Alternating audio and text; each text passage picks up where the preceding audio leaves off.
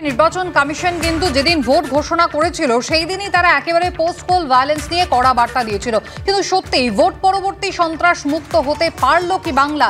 দিকে দিকে যেভাবে অশান্তির ঘটনা ঘটছে, দিকে দিকে যেভাবে ব্যবসায়ীদের আক্রান্ত হওয়ার ঘটনা ঘটছে এবং বেশিরভাগ ক্ষেত্রেই মূল অভিযুক্ত এখনো অধরা। একদিকে রাজ্যের বিরোধী দলনেতা তিনি যাচ্ছেন রাজভবনে, আর্জি জানাচ্ছেন যাতে দুর্গাপুজো পর্যন্ত বাহিনী রাখা হয়। কিন্তু সবথেকে বড় প্রশ্ন, বাহিনী থাকলেই কি পরিস্থিতি নিয়ন্ত্রণে আসবে? এই সব নিয়ে আমরা আলোচনা করব। আমাদের সঙ্গে যারা রয়েছেন প্রথমেই পরিচয় করে দেবো। সমীর চট্টোপাধ্যায় রয়েছেন সপ্তর্ষি চৌধুরী রয়েছেন, অশোক ভট্টাচার্য এবং আইনজীবী শীর্ষেন্দু সিনহা রয়। সবাইকে স্বাগত জানাই আলোচনায়। অবশ্যই আলোচনায় আসবো, তবে তার আগে আপনাদের জানিয়ে রাখি ভোট পরবর্তী হিংসার এই যে অভিযোগ, সেই সমস্ত অভিযোগ খতিয়ে দেখতে আপনারা জানেন গতকালই রাজ্যে এসে পৌঁছেছে বিজেপির কেন্দ্রীয় প্রতিনিধি দল। 4 সদস্যের এই ফ্যাক্ট ফাইন্ডিং টিম আজ কোচবিহারে যাচ্ছে। ইতিমধ্যেই কলকাতা বিমানবন্দর থেকে তারা কোচবিহারের উদ্দেশ্যে রওনা দিয়েছে। এই সম্পর্কে বিস্তারিত জানতে কথা বলে নেব। আমাদের সঙ্গে টেলিফোন লাইনে রয়েছেন প্রতিনিধি অরিত্রিক ভট্টাচার্য। অরিত্রিক, আজ মূলত কি কর্মসূচি রয়েছে এই ফ্যাক্ট ফাইন্ডিং টিমের?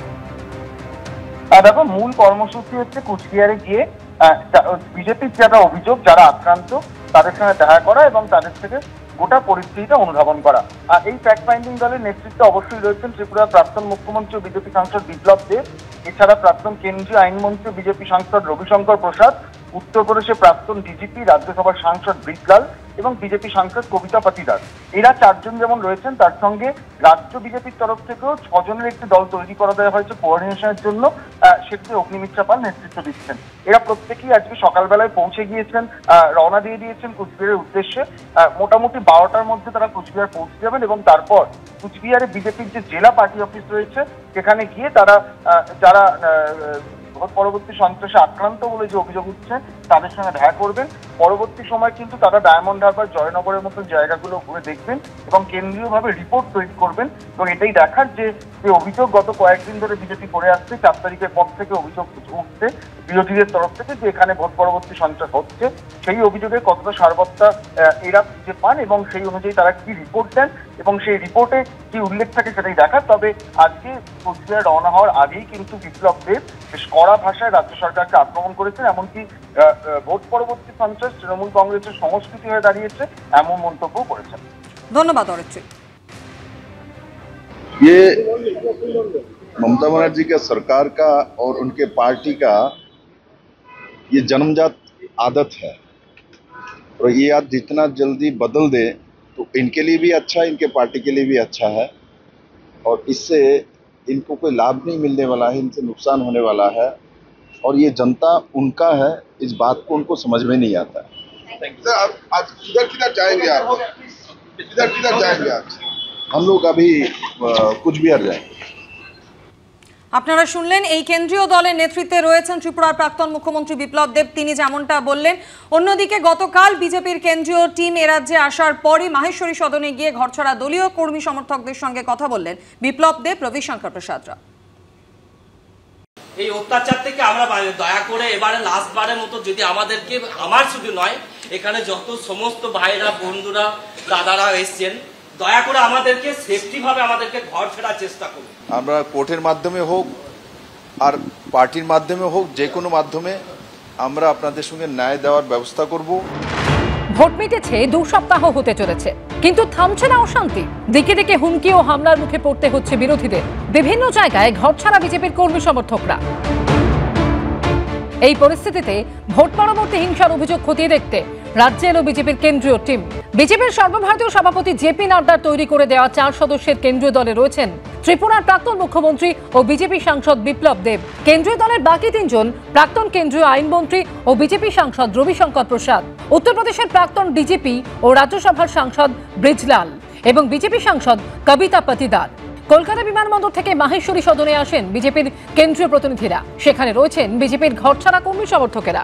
তাদের সঙ্গে কথা বললেন বিপ্লব দেব, রবিশঙ্কর প্রসাদরা। কেন্দ্রীয় টিমের সঙ্গে সমন্বয়কারী হিসেবে রাজ্য নেতৃত্বের তরফে ছিলেন অগ্নিমিত্রা পাল, তমগ্ন ঘোষ।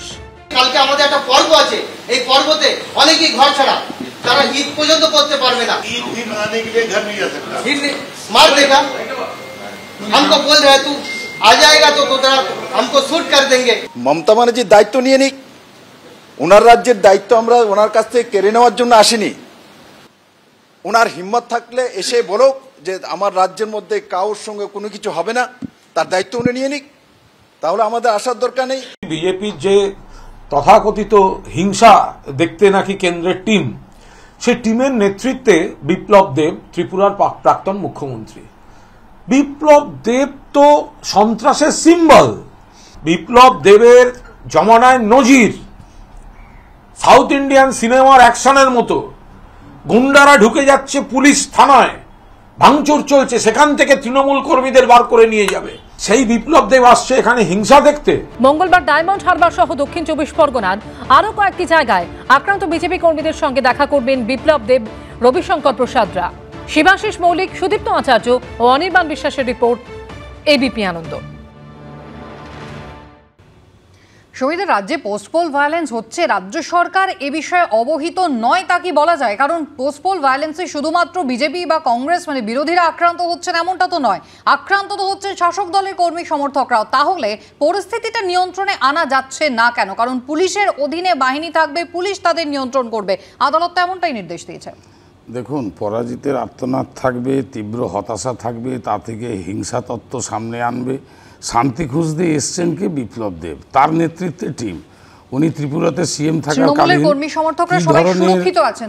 না কিভাবে তৃণমূলের উপর এবং সিপিএম এর উপর ত্রিপুরাতে আক্রমণ হয়েছিল, লেলিনের মূর্তি ভাঙা হয়েছিল ওনার সময়ে। শুধু তাই নয়, 95% পঞ্চায়েতের যে বিনা প্রতিদ্বন্দ্বিতায় বিজেপি জিতেছিল এবং বিরোধীর উপরে যে অত্যাচার অর্থাৎ সন্ত্রাস, আমি তা চাইছি না, আমি তা বলতেও চাইছি না। আসুক, ওরা বাংলার যে ভাবে এগিয়ে যাচ্ছে, ভারতবর্ষের একমাত্র রাজ্য, তার উন্নয়ন দেখতে এসছেন। আমার মনে হয় কিভাবে ওনার রাজ্যকে সাজানো যায়, যদি তার জন্য আসে তাহলে অবশ্যই ওয়েলকাম। কিন্তু সন্ত্রাস শব্দটা বিজেপির মুখে মানায় না, কারণ এই সন্ত্রাসের পিছনে উস্কানি এবং তৃণমূল দলকে কালিমালিপ্ত করা যে ভাবনা নিয়ে এই টিম এসছে, এই টিমের কাছে আমি অনুরোধ করব, বাংলার পাওনা যেগুলো আছে, বাংলার উন্নয়নে যে বাধাগুলো তৈরি করছে বিজেপি, এই প্রতিনিধি দল এই প্রতিনিধি দলের কাজ বোধহয় অন্য কিছু, তারা অন্য উদ্দেশ্যে এখানে এসেছেন। যদিও পাওনার কথা বলছেন সমীরদা, কিন্তু সপ্তর্ষি এখানে প্রশ্ন হচ্ছে যে অতীতেও আমরা দেখেছি পোস্টপোল ভায়োলেন্স দেখতে এ রাজ্যে বিজেপির ফ্যাক্ট ফাইন্ডিং কমিটি এসেছে, মিড ডে মিলে যে ধরনের দুর্নীতি হয়েছে বলে অভিযোগ সেটা খতিয়ে দেখতে এসেছে, এবং সেখানে শাসক দল বারবারই বলেছে এই ফ্যাক্ট ফাইন্ডিং টিম বা বিজেপির প্রতিনিধি দল যাই রিপোর্ট দিক না কেন, রাজ্য সরকার তা নিয়ে চিন্তিত নয়। খুব স্বাভাবিক এটা। দেখুন, আপনি আমাকে অস্বীকার করতে পারেন, আমার আদর্শকে আপনি অস্বীকার করতে পারেন, অপাংতেও বলতে পারেন, কিন্তু যারা এই আদর্শটা বিশ্বাস করে তাদের সেই একফালি জমি আপনি দখল করতে পারেন না, রাতের অন্ধকারে তাকে বাড়ি ছাড়া করতে পারেন না। যে সন্ত্রাস আমরা 21-এ দেখেছি, বিধানসভা ভোটের পরে দেখেছি, পঞ্চায়েতের পরে, ঠিক একই জিনিস শুরু হয়ে গেছে লোকসভা নির্বাচনের পরে। তৃণমূল কংগ্রেস যেখানে 7 লক্ষর বেশি ভোটে দিচ্ছে, সেই জায়গার মানুষকে তারা ভীত করে রেখেছে যারা বিরোধী দল। এবং সপ্তর্ষি এখানেই যেটা প্রশ্ন সেটা হচ্ছে যে এই এত যে টিমগুলো এসে পৌঁছচ্ছে, প্রতিনিধি দল এসে পৌঁছচ্ছে, তারা রিপোর্ট দিচ্ছে, সেই রিপোর্ট তো রাজ্য সরকারকে কোনোভাবেই এন্ডোর্স করে না, মানে রাজ্য সরকারের বিরোধিতা করেই তো সেই রিপোর্ট। রাজ্য সরকার উন্নয়ন করতে পারছে না, কিন্তু ভোটের ফল সে কথা বলছে না, ভোট বাক্স কিন্তু অন্য কথা বলছে। না, আপনি দেখুন একটা জিনিস, এখানে বিরোধী দলনেতা যাচ্ছেন 100 জন ঘরছাড়াকে নিয়ে রাজ্যপালের কাছে দেখা করতে, পুলিশ কিভাবে সেখানে বাধা দিচ্ছে। কিন্তু অদ্ভুতভাবে ওই জায়গায় যখন ধর্ণা আমরা করব বলে আবেদন করেছি, পুলিশ সেটা আটকে দিল। কিন্তু মাননীয় অভিষেক বন্দ্যোপাধ্যায়, আপাতত উনি ছুটিতে আছেন, উনি যখন 7 দিন ধরে ধর্ণা করলেন তখন পুলিশ সেটা দেখতে পায় না। অর্থাৎ এই যে উনি বললেন না সমীরদা, এবং তার আগে কুণালবাবু বলছিলেন যে থানায় আশ্রয় নিতে হয়েছে, ত্রিপুরাতে যদি সত্যি ওনাদেরকে থানায় রেখে দেওয়া হয় তাহলে তো পুলিশ সেখানে অন্তত নিরাপত্তা ভূমিকা নিয়েছিল। ত্রিপুরা থেকে রাজ্যের ছবি সব জায়গাতে সেই পুলিশের ভূমিকা নিয়ে বারবার প্রশ্ন। এর মধ্যে আপনাদের একবার শোনাবো, বিজেপির যে কেন্দ্রীয় দল, সেই কেন্দ্রীয় দলের সঙ্গে সমন্বয় রক্ষা করার জন্য রাজ্যের একটি প্রতিনিধি দলকেও পাঠানো হয়েছে। সেই প্রতিনিধি দলের নেতৃত্বে রয়েছে অগ্নিমিত্রা পাল, তিনি আজ সকালে কি বললেন শোনাবো। মমতা ব্যানার্জি আমাদের যে আমরা যে এত বেশি আসন পেয়েছি এবং এত বেশি ভোট পেয়েছি আগেরবারের থেকে, মমতা ব্যানার্জি অত্যন্ত ইনসিকিউর, এবং সেই কারণে 2021-এ যে পোস্টপোল ভায়োলেন্স হয়েছিল, যে সময় উনি বলেছিলেন যে কিচ্ছু হয়নি, এবারও ঠিক একই রেপিটেশন হচ্ছে।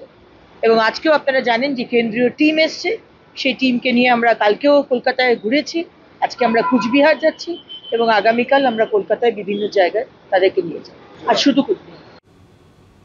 শীর্ষেন্দুদা, একের পর এক আমরা দেখেছি যে দিন কিন্তু বাড়ানো হয়েছে। কলকাতা হাইকোর্ট নির্দেশ দিয়েছে 19শে জুন নয় 21শে জুন পর্যন্ত কেন্দ্রীয় বাহিনী থাকবে। অর্থাৎ এ রাজ্যে পোস্টপোল ভায়োলেন্স হচ্ছে, সেটা অস্বীকার করার কোনো জায়গা নেই। শাসক দলের কর্মী সমর্থকরা তারাও কিন্তু এতে আক্রান্ত হচ্ছেন, সেটাও অস্বীকার করার জায়গা নেই। এবং কলকাতা হাইকোর্টে সেখানেও তো একের পর এক অভিযোগ দায়ের হচ্ছে। তাহলে রাজ্য সরকারের সমস্যাটা কোথায়? তারা এই পরিস্থিতিটা নিয়ন্ত্রণ করছেন না কেন? ভোট বাক্সে তো জয় জয়কার। গণতন্ত্রের মূল মন্ত্র হচ্ছে আইনের শাসন এবং সৎ দক্ষ প্রশাসন, যেটা বাংলায় দেখা যাচ্ছে না। বাংলাতে কেন হবে? সারা ভারতবর্ষে লোকসভা নির্বাচন হয়েছে, বিধানসভা আগে হয়েছিল, তা সেই হিসেবে কোনো জায়গায় ভোটের আগে, ভোটের দিন, ভোট পরবর্তী সন্ত্রাস। একমাত্র রাজ্য সেটা বাংলার মুখ কোথায় দেখা যাচ্ছে সারা ভারতবর্ষে? বিরোধী মাত্রই শত্রু কেন? কিসের জন্যে? শাসক দলও তো আক্রান্ত হচ্ছে, সেটা শাসক দল নিজেরা বলতে পারছেন না। আজকে শুধু অমৃতা সিনহা রাজ্যপালের এই অর্ডার নয়, আজকে ভাবতে হবে তার কিছুদিন আগে কৌশিক চন্দ্র এবং অপূর্ব সিংহ রায় বিচারপতি মহামান্য, তারা অর্ডার দিয়েছিলেন যে কোনো রকম ভোট পরবর্তী সন্ত্রাস হলে সেইটা ডিজির কাছে ইমেল করে জানাতে হবে, এবং যদি সেটা আদালতযোগ্য হয় তাহলে সেইখানে সেই জায়গাতে সেই থানাতে কর্তৃপক্ষ নিতে এফআইআর নিতে বাধ্য থাকবে এবং ডিজিকে সেই রিপোর্ট জমা দিতে হবে এবং পুলিশের যে ওয়েবসাইট তাতে প্রকাশ করতে হবে। কোথায়, কিসের জন্যে? আজকে কেন্দ্রীয় বাহিনী থাকলেই যে সন্ত্রাস হবে না এটা বলা যায় না, কারণ কেন্দ্রীয় বাহিনীকে চালনা করে রাজ্য পুলিশ। রাজ্য পুলিশকে সৎ হতে হবে। 1861 রাজ্য পুলিশের পুলিশ অ্যাক্ট অনুযায়ী গোয়েন্দা বিভাগ, রাজ্য পুলিশ প্রত্যেকে সৎ নিরপেক্ষ করতে হবে। সর্বসাধারণ কিসের জন্য কোথায় যাবে? কোথায় যাবে বাংলা? বাংলার সাধারণ মানুষ চায় যে আমি ঠিক থাকি, আমি সাধারণ মানুষ চায় যে হিংসা নয় শান্তি চায়। সেই জায়গাগুলোতে কোথায়, কিসের জন্য হবে? আজকে কত মায়ের চোখের জল পড়বে, বাংলা কোথায় যাবে, কিসের জন্যে? আজকে এইভাবে যেন চালাতে হয় যে যেভাবে চলছে সেটা চলছে না, সেটা ঠিক চলছে না। সেই জায়গাতে সাধারণভাবে সাধারণ মানুষ চায় না এগুলো। ভোট পর্বে উত্তরপ্রদেশ ডবল ইঞ্জিন সরকার, অরুণাচল প্রদেশ, মণিপুর, ত্রিপুরা, এবারে কিন্তু ভোট পর্বে হিংসা আমরা সেখানেও দেখেছি। আমি হিংসার বিরোধী, কিন্তু এটা মাথায় রাখতে হবে শুধু শাসক দলের দিকে বা প্রশাসনের দিকে আঙুল না তুলে সমস্ত রাজনৈতিক বিরোধী দলের দায়িত্ব এবং কর্তব্য কিন্তু আছে। মণিপুরের উদাহরণ বারবার টানছেন সমীর দা, কিন্তু মণিপুরের ক্ষেত্রে আমরা যখন দেখি সেখানে মাসের পর মাস কেন্দ্রীয় বাহিনী রয়ে গিয়েছে এবং সেখানে এ রাজ্য থেকে বারবার দাবি উঠছে যে প্রধানমন্ত্রী কবে যাবেন, প্রধানমন্ত্রী কেন যাচ্ছেন না, কেন্দ্রীয় স্বরাষ্ট্রমন্ত্রী কেন যাচ্ছেন না। যেভাবে মাসের পর মাস মণিপুরে বাহিনী রয়েছে, এখানেও কি তাহলে ভোটের পরও এ রাজ্য কি শুধু বাহিনী দিয়েই কাজ চলবে? এটাই মানে আমি না ভাবছিলাম যে এই কথাটা বলবো কুসুমিতা, যে অনন্তকাল তো কেন্দ্রীয় বাহিনী থাকবে না বা থাকা সম্ভব নয়। মণিপুরের ব্যাপারটা সম্পূর্ণ আলাদা ব্যাপার, একটা বিভৎস জায়গায় পৌঁছে গেছে এবং প্রধানমন্ত্রীর যাওয়ার মুরদ নেই, স্বরাষ্ট্রমন্ত্রীর যাওয়ার মুরদ নেই, স্বয়ং মোহন ভাগবত কান মুলে দিয়েছেন, এটা অন্য ব্যাপার। এবং বিজেপির ফ্যাক্ট ফাইন্ডিং টিম আসতেই পারে, এটার মধ্যেও মানে অন্যায় কোনো কিছু ব্যাপার নেই, তাদের কর্মীদের দেখতে তারা আসবে। কিন্তু আমি খুব অবাক হয়ে গেলাম, খুব সিগনিফিক্যান্ট ব্যাপার যেটা মাননীয় রাজ্যপালকে তাকে আবার আমরা দেখতে পাচ্ছি প্রকাশ্যে, আবার তিনি আসিয়াছেন ফিরিয়া, খুব ভালো লাগছে। কিন্তু একটা জিনিস এর আগে দেখেছি পঞ্চায়েত নির্বাচনে কিংবা 2021-এর সময় আমরা যেটা দেখেছি নির্বাচন পরবর্তী যে সন্ত্রাস, সেই সন্ত্রাসে একদম বেছে বেছে যেখানে বিজেপি কর্মীরা আক্রান্ত হয়েছেন মাননীয় রাজ্যপালকে আমরা সেখানে যেতে দেখেছি। যেখানে কংগ্রেস কর্মীরা আক্রান্ত হয়েছেন, খুন হয়েছেন, বামপন্থী কর্মীরা আক্রান্ত হয়েছেন, খুন হয়েছেন, সেখানে যেতে দেখিনি। দুর্ভাগ্যজনক ব্যাপার এটা। এবার 2 নম্বর কথা আমি যেটা বলতে চাইছি, আমার মাথায় চুল নেই। এখন আমি যদি মাথায় চুল গজাবার ওষুধ বিক্রি করতে আসি, মানুষ বিশ্বাস করবেন? করবেন না। খুব স্বাভাবিকভাবে এই যে টিম এসেছে, যে কথাটা বারবার করে আসছে বিপ্লব দেবের ক্ষেত্রে, মানে পাল্লা দিয়ে তৃণমূলের সাথে সন্ত্রাসের পাল্লা দিয়ে প্রতিযোগিতায় নেমেছিলেন বিপ্লব দেবের নেতৃত্বাধীন বিজেপি সেখানটাতে দাঁড়িয়ে। কিন্তু এতৎ সত্ত্বেও যে কথাটা বারবার করে বলতে চাইছি, যে নির্বাচনকে কেন্দ্র করে যে সন্ত্রাস, যে পলিটিক্যাল ভায়োলেন্স বাংলার রাজনৈতিক সংস্কৃতির অঙ্গ হয়ে দাঁড়িয়েছে, এ থেকে পরিত্রাণের পথ কিন্তু আমাদের অশান্তি তো অব্যাহত এবং দায় ঠেলাঠেলিও চলছে, কিন্তু সেই অশান্তিটা থামবে কবে? প্রশ্ন এখানে। রাজ্যে কেন্দ্রীয় বাহিনী থাকলে কি সব সমস্যার সমাধান হবে? সমস্ত রকম অশান্তি তা থামানো যাবে? এই প্রশ্ন যখন উঠছে বিভিন্ন মহলে, তখনই দুর্গাপুজো পর্যন্ত রাজ্যে কেন্দ্রীয় বাহিনী থাক কলকাতা হাইকোর্টের নির্দেশের পর গতকাল ভোট পরবর্তী সন্ত্রাসে ঘরছাড়া বিজেপি কর্মীদের নিয়ে রাজভবনে গিয়ে এমনই দাবি করলেন বিরোধী দলনেতা। অন্যদিকে রাজ্য সরকারের তীব্র সমালোচনা করে রাজ্যপাল কড়া সুরে বলেন, বিনাশকালে বিপরীত বুদ্ধি। হিংসার বিরুদ্ধে আমি শেষ পর্যন্ত লড়াই লড়ব। উনি আমাদেরকে কথা দিয়েছেন যে আমি শুধু স্টেট গভর্নমেন্টকে অ্যাডভাইস করা তা নয়, এবারে আমি আমার ক্ষমতা প্রয়োগ করে কেন্দ্রীয় সরকারকেও আমি সুপারিশ করব পশ্চিমবঙ্গে যেটা করার দরকার টু রেস্টোর কনস্টিটিউশন এবং মানুষের জান মাল নিরাপত্তা, তার জন্য আমি করব।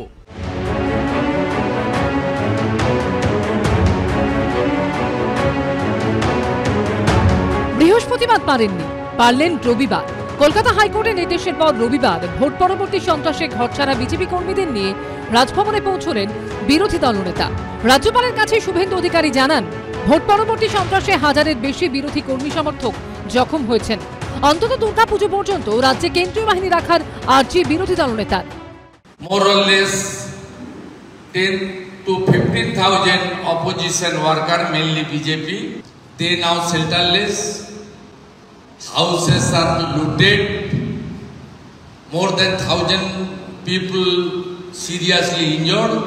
Sir, our request, please advise state government to continue CAPF deployment in this state up to Durga Puja at least, to maintain the law and order. আমরা হিংসার বিরুদ্ধে লড়াই করব, একসাথে করব। আমরা বাংলাকে হিংসা মুক্ত করব। বিনাশকালে বিপরীত বুদ্ধি। পুলিশ মন্ত্রী, home minister, that is the chief minister, আমার সাথে দেখা করতে পারবে না। রাজভবনে কর্মরত সব পুলিশদের বদলি করতে হবে। আগে থেকেই রাজভবনের বাইরে সারিবদ্ধভাবে উপস্থিত ছিলেন ভোট সন্ত্রাসে ঘরছাড়া বলে নিজেদের দাবি করা বিজেপি কর্মী সমর্থকরা। মূলত কেশপুর, জয়নগর, ঘাটাল, বারুইপুর থেকে আসা 115 জন বিজেপি কর্মীকে নাম পরিচয় দেখে রাজভবনে ঢোকানো হয়। বিজেপি কর্মীদের গলায় ছিল ভোট সন্ত্রাসে আক্রান্তদের ছবি। যদিও তখন রাজভবনে ছিলেন না রাজ্যপাল। সন্ধে 6:43 রাজভবনে আসেন রাজ্যপাল সিভি আনন্দ বোস। সব মিলিয়ে ভোট পেতেও ভোট পরবর্তী সন্ত্রাসের অভিযোগ ঘিরে চড়া রাজনীতির সুর। অনির্বাণ বিশ্বাস ও সৌমিত্র রায়ের রিপোর্ট, এবিপি আনন্দ। সপ্তর্ষি, রাজ্যে আরো বেশ কিছুদিন আপনারা কেন্দ্রীয় বাহিনী রাখতে চান, কিন্তু এই কেন্দ্রীয় বাহিনীর যে ভোটে ভূমিকা ছিল তা নিয়ে তো বিজেপি সন্তুষ্ট নয়। একাধিক প্রার্থীকে আমরা দেখেছি অসন্তোষ প্রকাশ করতে, এমনকি সিবিআই তদন্ত দাবি করেছেন আপনাদেরই সাংসদ। দেখুন, বিষয়টা হচ্ছে 28টি রাজ্যে আর 8টি কেন্দ্রশাসিত এলাকায় ভোট হয়েছিল। 4টি জায়গাতে পালাবদল হয়ে গেল, সরকার বদলে গেল। কোথাও এই সন্ত্রাস দেখতে পাননি একমাত্র পশ্চিমবঙ্গ ছাড়া। পশ্চিমবঙ্গে এই নজিরবিহীন সন্ত্রাস, এই যে বাতাবরণ প্রথমে সিপিএম এবং পরবর্তী ক্ষেত্রে তৃণমূল যেটা তৈরি করেছে, এটা মানুষের নাগরিক নিরাপত্তা নিয়ে প্রশ্ন।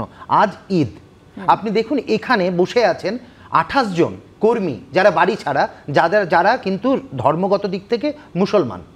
আপনি ভাবতে পারেন এই সরকার বলছে উৎসব সকলের, ধর্ম নিজের নিজের, এরকম কিছু না। এটা বাহিনীর সমাধান ছাড়া কিছু করার নেই। রাজ্য পুলিশের কাছে আপনি তো দেখলেন যখন কমপ্লেন করা হয়, কমপ্লেন নেওয়া হয় না। এবার উনাদেরকে যখন আমাদের জানানো হচ্ছে যে এই জায়গায় সমস্যা হচ্ছে, ওনারা কোনো রকম ইনফরমেশন পাস করছে না। একটা জিনিস, যখন কেন্দ্রীয় জায়গা থেকে বলা হচ্ছে, সেন্ট্রাল যেখানে জানাচ্ছি সেখান থেকে যখন জানাচ্ছে, তখন তাদেরকে ঘুরপথে নিয়ে 1-1.5 ঘন্টা পরে সেই জায়গায় বিজেপির প্রার্থীরা তারা তো নিজেরাই অসন্তোষ প্রকাশ করেছেন এই বাহিনীর ব্যবহার নিয়ে। সেখানে বাহিনীকে দীর্ঘায়িত করে সমস্যার সমাধান কি আদৌ হবে? একদিকে যখন পোস্ট পোল ভায়োলেন্স নিয়ে এত অভিযোগ রয়েছে, তার পাশাপাশি কিন্তু সন্ত্রাস ক্রমাগত বাড়ছে, ভয় পাচ্ছেন ব্যবসায়ীরা, আতঙ্কিত তারা, একের পর এক হামলার ঘটনা ঘটছে।